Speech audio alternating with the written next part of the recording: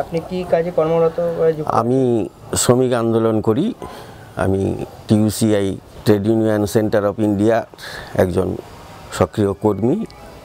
দীর্ঘদিন যাবৎ আমরা এই জুট মিলের আন্দোলনের সঙ্গে জড়িত আছি এবং বিভিন্ন জায়গায় যেই সমস্ত শ্রমিক আন্দোলন হয় সেই জায়গায় অংশগ্রহণ করি সাধ্যমতো। এবং বিগত 2005 সাল থেকে আমরা মূলত জুট মিলগুলোতে আছি এবং কেন্দ্রীয় সরকারের যে 5টি জুট মিল ছিল সেই জায়গা থেকে ওরা ভিআরএস প্রকল্প যেই সময় শুরু করে সেই সময় থেকে আমরা ভিআরএস বিরোধী আন্দোলন করি এবং আন্দোলন করে কেন্দ্রীয় সরকারকে বাধ্য করি যে 2005 থেকে 2007 অবধি সমস্ত শ্রমিকদের বেতন দিতে বাধ্য করি এবং শেষ অবধি সমস্ত প্রতিষ্ঠিত যে দলগুলো বা ইউনিয়নগুলো ছিল তাদের চাপে পড়ে শেষ অবধি ভিআরএস নিতে সকলেই বাধ্য হয়। এবং একটা লাভের ব্যাপার সেটা হচ্ছে যে 2-4 জনও যদি বদলি করেছে, 2-4 দিন বদলি করেছে, সেই ধরনের শ্রমিককেও কিন্তু পুরো ভিআরএস দিতে হয়েছে। এইটা একটা অন্যান্য যেই সমস্ত ভিআরএস প্রকল্প নেমেছে তার থেকে আলাদা। আচ্ছা, এখন জুট মিলের কি অবস্থা, কিরকম পরিস্থিতি আছে? মোটামুটি 2005-এর পর থেকেই যে কেন্দ্রীয় সরকারের বা রাজ্য সরকারের যে নীতি, সেই নীতি হচ্ছে যে প্লাস্টিক যে লবি, প্লাস্টিকের যে ব্যাগ, সেই সমস্ত ব্যাগগুলোকে প্রাধান্য দেওয়ার জন্যে জুটের প্রতি একটা উঠে যাক এইরকম একটা কর্মসূচি চালাচ্ছে কেন্দ্রীয় সরকার এবং রাজ্য সরকার। ফলে জুটের অবস্থা তথা জুট যারা উৎপাদন করে কৃষকরা, তাদের অবস্থা খুবই খারাপ। কিন্তু তৎসত্ত্বেও আমরা যেই জুট মিলগুলোতে আন্দোলন করি, বিশেষ করে লুমটেক্স আছে এখানে টিটাগড়ে অবস্থিত, সেইখানে আমরা 2008 থেকে 9 পর্যন্ত আন্দোলন করে ত্রিপাক্ষিক চুক্তি করে সেখানে গ্র্যাচুইটি দেওয়ার ব্যবস্থা করি। যদিও ত্রিপাক্ষিক চুক্তি অনুযায়ী কথা ছিল যে প্রতি মাসে 80 জন লোককে গ্র্যাচুইটি দেবে এবং 1 বৎসরে 980 জনের গ্র্যাচুইটি দেওয়ার কথা। কিন্তু মালিক পক্ষ এবং সরকারের সহযোগিতায় 400 লোকের গ্র্যাচুইটি দেওয়ার পরে ওরা আবার কথার খেলাপ করে। তার ফলে সেখানে আবার আন্দোলন শুরু হয়। এখনও পর্যন্ত আন্দোলন ওখানে চলছে। এমনিতে সরকারের নীতি যে হয়েছে আর কি, যে দীর্ঘদিনের যে শ্রমিকদের আন্দোলনের ফলে পিএফ, গ্র্যাচুইটি আরও যা যা প্রাপ্য ছিল আর কি, তো সেই সমস্তগুলো সরকারি নীতির ফলে মালিকরা সেগুলো ছিনিয়ে নিতে উদ্যত এবং তার ফলে বিভিন্ন জুট মিলে, বিশেষ করে জুট মিলের বলছি যে পিএফ, গ্র্যাচুইটি এমন কোনো মিল নেই যেখানে পিএফ এবং গ্র্যাচুইটি বাকি নেই। প্রত্যেকটি মিলেই বাকি আছে। এবং মজার ব্যাপার হচ্ছে যে নানান অজুহাতে এত বছর কাজ করার পরেও রিটায়ার্ডের সময় গিয়ে কাউকে বলা হচ্ছে যে তোমার গ্র্যাচুইটি তুমি পাবে না। কারণ হচ্ছে যে ওরা একটা সময় দেখাচ্ছে যে এই সময়ের মধ্যে তোমার কাজ ছিল না সেই জায়গা থেকে। তো সেই জায়গা থেকে আমরা ওখানে 2008 থেকে শুরু করে এখনও পর্যন্ত আন্দোলন চলছে। 2016-তে এসে মালিকি যে ঝামেলা, সেই ঝামেলায় একটা হচ্ছে যে এই পিএফ, গ্র্যাচুইটি নিয়ে যে আমাদের দীর্ঘদিনের আন্দোলন, সেই আন্দোলন চলছিল। নানানভাবে অবস্থান, অনশন সমস্ত কিছু করার পরেও, ত্রিপাক্ষিক চুক্তির থাকা সত্ত্বেও আমরা 2015-তে এসে আপনার মনে থাকবে যে 11.5 ঘন্টা রেল অবরোধ করেছিলাম।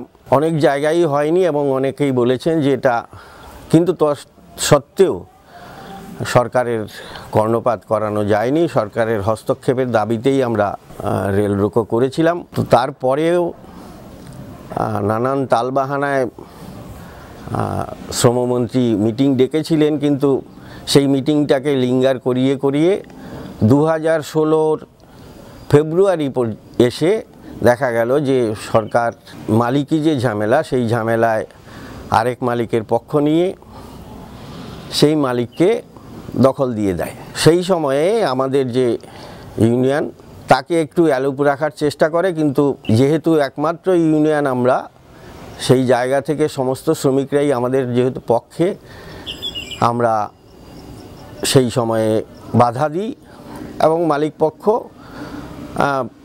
চুক্তি করে আমি 1 মাসের মধ্যে 1 কোটি টাকা গ্র্যাচুইটি বাবদ দেব এবং 1 মাসের মধ্যে পিএফের যে হিসেব সেই হিসেব দেব, আমাকে একটু সময় দিন।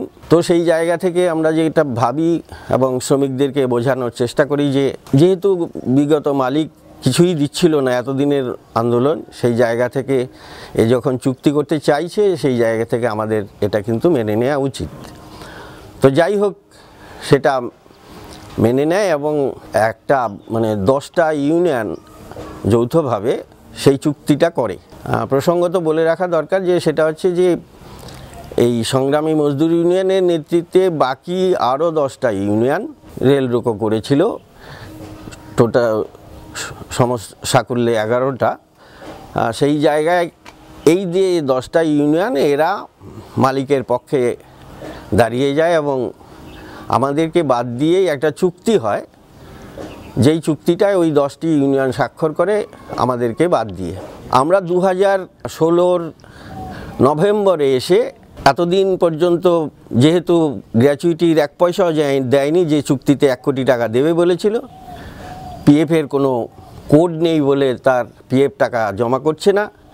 আমরা নভেম্বরে এসে বিভিন্ন দপ্তরে এর জন্য দরবার করি, ওখানে মিটিং করি, কিন্তু দেখা যায় যে যেহেতু ওই 10টা ইউনিয়ন মালিকের পক্ষে, সেই জায়গা থেকে শ্রমিকদেরকে বুঝিয়ে আর কয়েকটা দিন সময় দাও এমন করে এখনও পর্যন্ত 2017 আজকে জানুয়ারি মাস, এখনও পর্যন্ত কোনো পিএফ কোনো গ্র্যাচুইটির 1 পয়সাও দেয়নি মালিক।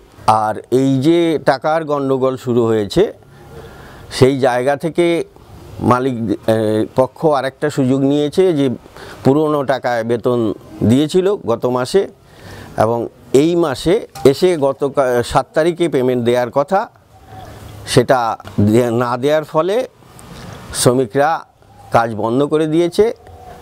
গতকাল অবধি যা খবর, সেই জায়গা থেকে ওটা এখন শ্রমিকরা কর্মবিরতি পালন করছে। পাশাপাশি যে শ্রমমন্ত্রী বা সরকার পক্ষ, তারা কোনো রকমের কোনো উদ্যোগ নিয়ে এর কোনো সমাধান করছে না। ফলে শ্রমিক তথা চাষি অর্থাৎ পাট চাষ যারা করে, তাদের একটা অনিশ্চয়তার মধ্যে যাচ্ছে, যেখানে হাজার হাজার শ্রমিক জুট মিলের উপর নির্ভরশীল এবং জুট শিল্প এবং জুট চাষ সমগ্র মিলিয়ে কয়েক লাখ লোকের যে জীবিকা, সেটা অনিশ্চয়তার দিকে যাচ্ছে। এবং আমরা চেষ্টা করছি যে এই জুট নিয়ে একটা সামগ্রিকভাবে সারা বাংলা জুড়ে বা বলা ভালো দেশ জুড়ে যদি একটা বৃহত্তর আন্দোলন করা যায়, কারণ কেন্দ্রীয় সরকার এবং রাজ্য সরকারের একই নীতি। প্রসঙ্গত বলে রাখা দরকার যে 1998 সালে একটা প্যাকেজিং অ্যাক্ট হয়েছিল, জুট প্যাকেজিং অ্যাক্ট। তাতে বলা হয়েছিল যে 90% খাদ্যদ্রব্য জুটের ব্যাগে প্যাকিং করতে হবে এবং 10% প্লাস্টিক ব্যাগে প্যাকিং করা যাবে। কার্যত দেখা যাচ্ছে যে প্রায় 80% প্লাস্টিক ব্যাগে ওরা প্যাকিং করছে।